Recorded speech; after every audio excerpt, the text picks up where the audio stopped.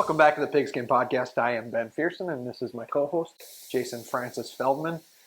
By far the best co-host I've ever had. Gets all the picks right, never talks back, funny, and better to look at than my normal co-host. No, as you can tell, Jason's gone this week, and being a goofy week with Tuesday football, it was tough to find a replacement. And this was the best we could do, and I'm certain that Francis here will do a great job for Jason while he's on vacation. He will be back in time for football games on Tuesday night, and we got a great slate coming up. Even though they're first-round games, there's some awesome first-round games this week, and definitely better than the football we saw this weekend with the Vikings and Gophers. It wasn't good. It was hard to watch. I was obviously covering the Gophers game and watched them barely beat a really, really bad Rutgers team 34-32. Frankly, they didn't deserve to win, and it felt like the coaching staff was trying to give that football game away. If you're a Gophers fan who likes to make excuses, don't read my column in the paper today, because I'm a little aggressive toward that coaching staff for a lot of the decisions they made on some fourth downs and a lot of key spots. They just made what I thought were horrible decisions. So, I don't know where they go from here. It's a win, so it's hard to get too upset about it because, I am someone who said a win is a win, especially in the culture with college football right now. A win is a win, but boy, it sure didn't feel like it on Saturday. So that was an ugly game. But the good news is, again, they get the win and they're 5-2. I don't think anybody's feeling better about that football team than they did going into Saturday, though. That's the bad news. And Mr. Leitner was incredible in the first quarter, and then the rest of the game was blah, a pick six that nearly cost them the game. He didn't throw a touchdown pass to any of his teammates anyway, but ugly win, I guess we'll say, for them. And then your Vikings on Sunday, boy, was that fun to watch. They were just awful. You knew it was going to be a low-scoring game where points were going to be hard to come by, and they sure were for the Vikings. They lose 21-10. First loss of the season, so all is not lost. And the offensive line to me was the biggest issue. The play calling was a little conservative as well. But, that offensive line is a mess right now, and Bradford didn't have a whole lot of time to do anything. And definitely not his best game either. Even though the line didn't play well, we'll give him a little bit of a pass for that, but he certainly didn't play well either. So just an ugly weekend of the big football teams for Minnesota. But the good news is Tuesday we get to see some high school games. No home federal game of the week, but we'll give Home Federal another shout out on the podcast here, even though technically the sponsorship has run out since, like I said, I'll give them a shout out since nobody else is lining my pockets with bread. Maybe I'm looking at you, Great Harvest Bread Company. You just think I could have a loaf of bread here in my hand during the show. Maybe I should be your marketing director or just a marketing director in general.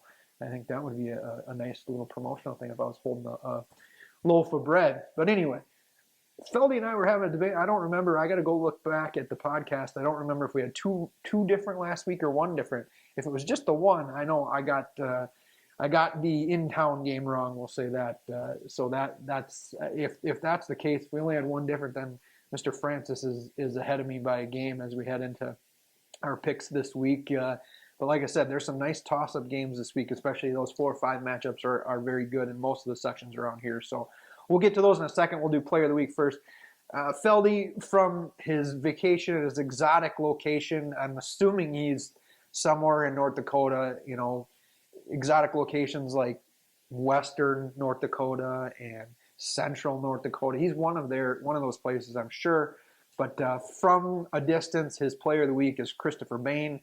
Easy one. He could be the player. He's another one of those kids that could be the Player of the Week every week, but the kid darn near had 300 yards rushing last week, 24 carries, 288 yards, 3 catches for another 99 yards, and 3 touchdowns in a huge football game. Obviously, our game of the week and really maybe the state's game of the week with Grand Meadow and Spring Grove. So, when you got a player like Christopher Bain, who's the strongest kid on the field and very often one of the fastest kids on the field, not a lot you can do as a team. And I think that team's going to ride him as long as they can in the postseason here too. Of course, Grand Meadow and Spring Grove probably going to get another shot at each other in the section finals. It's just a shame for Spring Grove how good that program is. And, it would be great to see what they could have done at a state level, but those two teams are in the same section. So Mr. Bain is Feldy's Player of the Week, and he wore purple to honor Grand Meadow and Mr. Bain. My Player of the Week is from Stewartville. Like I said, another one of these kids we could make Player of the Week every week. Nick Thiel, the amazing wide receiver, and maybe just as good or better of defensive back from his safety position. He's pretty incredible. That football game that I was at on Wednesday night was unbelievable. Lured in Stewartville. I don't know that I've seen a comeback like that in a high school football game. Not necessarily because they were only down by 21, but just the way the first half of that game went. Lured had nothing offensively. They could barely slow down Stewartville when their offense was on the field.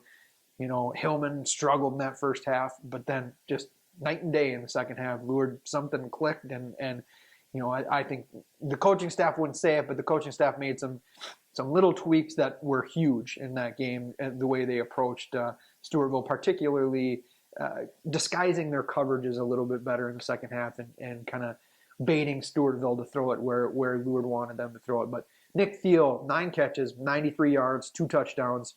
Also had 2 interceptions and returned one of those for a touchdown. You really saw how good Nick Thiel was when he turned on the burners on that pick six. Boy, he was the fastest guy on the field. He just pulled away from everybody, including some pretty fast kids from Lured. But Nick Thiel. Now, the other amazing thing is I didn't know it that night, but those 2 touchdown catches he had brings him to 19 for the season, which is a state record. And he broke the state record of a fairly famous guy by the name of Michael Floyd, who just happens to be in the NFL right now, about to play a game here on Sunday night. So kudos to Mr. Thiel. You think about the fact that this kid really hasn't played a ton until this year because there were so many great players on that team last year. It's just crazy that he's that good. Like I said, essentially his first season of being like the guy for that team. So they get a week off. They did get the 2 seed in their section, and they'll rest up and likely going to see Cass in that section. It'll be an interesting rematch because obviously we know that game came down to the wire last time. Cass without some big names in their lineup. I don't know if anybody on that roster can catch Thiel if he's open. You just really got to double cover him, and then as far as defensively, he's, like I said, he's all over the field from his safety spot. So kudos to Mr. Thiel. He is my Player of the Week. Now for our picks. Like I said, Feldy sent them from somewhere. Like I'm assuming he's in North Dakota. His picks are. I had to adjust a couple of mine. We'll just say that they were pretty similar to what I was saying. But the first game we're going to pick is Austin at JM. Very interesting game to me. 2 programs that really they played in the first week of the season with JM winning pretty easily. But since then, boy, those 2 programs have gone in different directions. Since that game, Austin is 3-4, and JM is 1-5. So, and Austin comes in having won 3 straight. They found a running back who is on fire. I think he had over 600 yards in the final 3 weeks of the season. So, going to be interesting to see if that's enough to get past JM. That is, like I said, that's going to be a tough game. Feldman is going with JM, 28-24. I'm going to go Austin. I'm going to go with the Packers. My old beat there, but I think that's going to be a thriller. I'm going to go with Austin 27-20, and Feldy had JM 28-24. To me, that's, there's 2 games that I'm really looking forward to this week, and that's one of them. Mayo is hosting Century. That's the next game up, and Feldy's going with Mayo 22-19. I can't, I think Century's getting closer and closer. Mayo just has dug deep this year. I got to go with the Spartans. It's going to be a good game. I really do think it's going to be another one of these ones that comes down to the wire. I know this is a 3-6 matchup, but those 2 teams, there's not that much difference between them. I'm going to go with Mayo 21-14. Going to be a great football game. And then the next one we're doing Albert Lee at Byron. Byron's 5-3, Albert Lee 2-6. Albert Lee did win a couple games at the end of the season, so maybe this is more interesting. I don't know. I think Byron really played well down the stretch once they started to get guys like Blazing and Coble healthy.